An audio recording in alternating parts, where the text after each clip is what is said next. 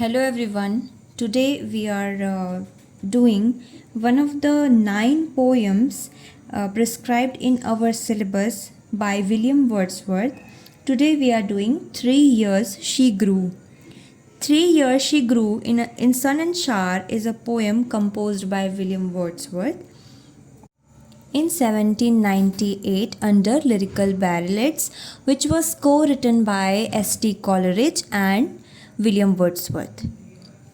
This poem is also included under Lucy series, which was about a mysterious character named Lucy, who was nurtured and brought up by nature. In this poem, speaker describes Lucy's upbringing, a woman so perfectly calm, wise, beautiful and playful he imagines could have only been raised by nature itself. With a character as harmonious and balanced as the season, Lucy has everything in herself except immortality. In this poem, Lucy's premature death is also described by William Wordsworth. So, William Wordsworth first published this poem in 1798, as I described you earlier, but it was republished in 1800 with in a lyrical ballad, new edition. So, let's get started with the poem. This poem consists of total 7 stanza. We will go stanza by stanza and line by line explanation so that you will understand it better. So let's get started. 3 years she grew in sun and shower. Then nature said, a lovelier flower on earth was never sown. This child I to myself will take. She shall be mine, and I will make a lady of my own. In the first stanza, nature is saying that 3 years Lucy is grown up in sunshine and in rain. It means Lucy धूप और बारिश के बीच बड़ी होती है. फिर nature कहती है कि लूसी से सुंदर फ्लावर आज तक इस धरती पर नहीं उगा. यानी वो कहना चाह रही है कि लूसी के जितना graceful, beautiful and Kameng personality किसी का इस दुनिया में नहीं हुआ है. Now nature is taking charge that I will take care of this girl. This child I to myself will take. Means nature is saying that I will grow my Lucy. I will take care of my child and make her into a lady of my own very design. Now let's move to the second stanza.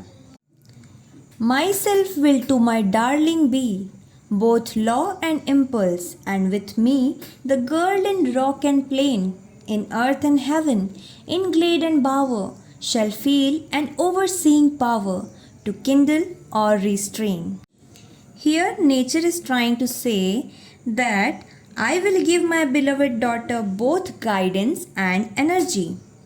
Nature यहाँ पर कह रही है कि मैं अपनी Lucy को सही गलत क्या है वो भी सिखाऊंगी और मैं उसे पावर भी दूंगी ताकि वो एक्शन ले सके. And with me the girl in rock and plain, in earth and heaven, in glade and bower, shall feel an overseeing power to kindle or restrain. और फिर इसी रॉकी प्लेन्स पर, इसी अर्थ में, इसी आसमान के नीचे, इस सुंदर क्लियर आसमान के नीचे, इन पेड़ों के सामने वो इस पावर को फील करेगी like a guardian of the natural world, ताकि वो न्यू एक्शन से अपने एनर्जी को स्पार्क भी कर सके, टू किंडल और टू रिस्ट्रेन, यानी अपने एनर्जी को होल्ड बैक करना भी सीख सके. So in short nature is trying to say that she will teach her both quality of law and impulse, of kindle and restrain. Now let's move to third stanza. She shall be sportive as the fawn, that wild with glee across the lawn, or up the mountain springs, and hers shall be the breathing balm, and hers the silence and the calm of mute insensate things. In the third stanza, nature is saying that Lucy will be as playful, as cheerful as the baby of deer. The fawn is the baby of deer. यानी हिरन के बच्चे की तरह फुर्तीली Lucy होगी, जो mountains के साइड लॉन्स में लैंड में जंप करती हुई, उछलती हुई, इतनी एनर्जी उसमें होगी कि वो उछलती हुई, कूदती हुई एक हिरन के बच्चे के समान दिखती है. और up the mountain springs, and hers shall be the breathing balm, and hers the silence and the calm of mute insensate thing, and she will be as utterly peaceful and quiet and calm as the world's non-living objects. Means वो at the same time वो बहुत ज़्यादा playful भी होगी और उसे बहुत ज़्यादा पीसफुल रहना भी, बहुत ज़्यादा क्वाइट रहना भी आता होगा. She will be equally potent of being able to quiet and being able to be sportive. So उसमें दोनों क्वालिटीज़ होंगी, वो स्पोर्टिव भी होगी और वो इनसेंसिट थिंग्स की तरह यानी लिविंग और नॉन लिविंग ऑब्जेक्ट्स की तरह शांत भी रहना उसे आता होगा. Now let's move to the fourth stanza. The floating clouds their state shall land. To her, for her the willow bend, nor shall she fail to see, even in the motions of the storm, grace that shall mold the maiden's form by silent sympathy. Here, nature is trying to say that the floating clouds will give their dignity to the Lucy. They will teach Lucy how to live, how to survive in this world. For her, the willow bend. Willow is a tree which is very flexible in nature because of why it bends downward. So, for her, the willow bend. The willow tree will bend down for her. In her respect, for a sense of respect for Lucy, the willow tree will bend. Nor shall she fail to see, even in the motion of the storm, grace that shall mold the maiden's form. Lucy will never unsee the grace that even the wildest storm carries in itself. So it means Lucy can see grace in anything. Whether it be a wildest storm or any bad thing or any negative thing, Lucy will always find grace in them. That's why that grace will shape the body or the form of Lucy into a graceful human being. So Lucy was described as a graceful person in this poem by William Wordsworth. Now the fifth stanza.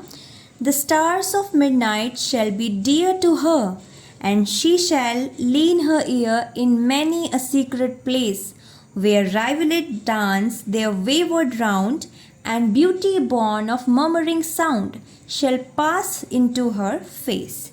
So, the stars of midnight are friends of Lucy because she liked to see the stars at the night, and she shall lean her ear in many secret places. She loves to listen the sound of the hidden streams and valleys and air flowing down her ear. She loves to hear that sound. So, in short, nature is trying to say that Lucy is made up of all the sights and scenes of nature, where rivulet dance their wayward round, and beauty born of murmuring sound. So that's why the Lucy is a very beautiful creation of nature. She has a equally beautiful aura in herself that is reflected on her face. Now the sixth stanza. And vital feelings of delight shall rear her form to stately height, her virgin bosom swell. Such thoughts to Lucy I will give, while she and I together live here in this happy dell. Now, nature is describing Lucy's personality to be lively, energetic, joyful, that is very dignified in nature. Her personality is of very dignified height. Her youth is a very beautiful creation of nature.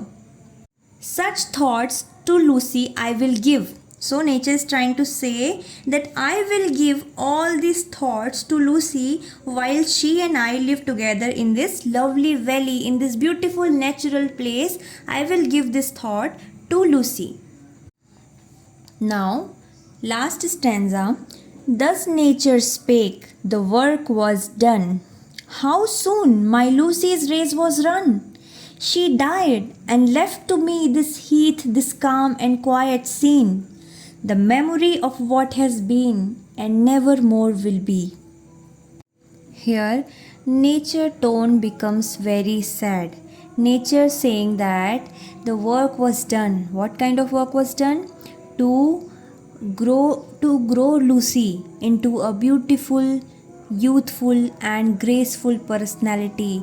Nature has done her job very well. Now, how soon my Lucy's race was run.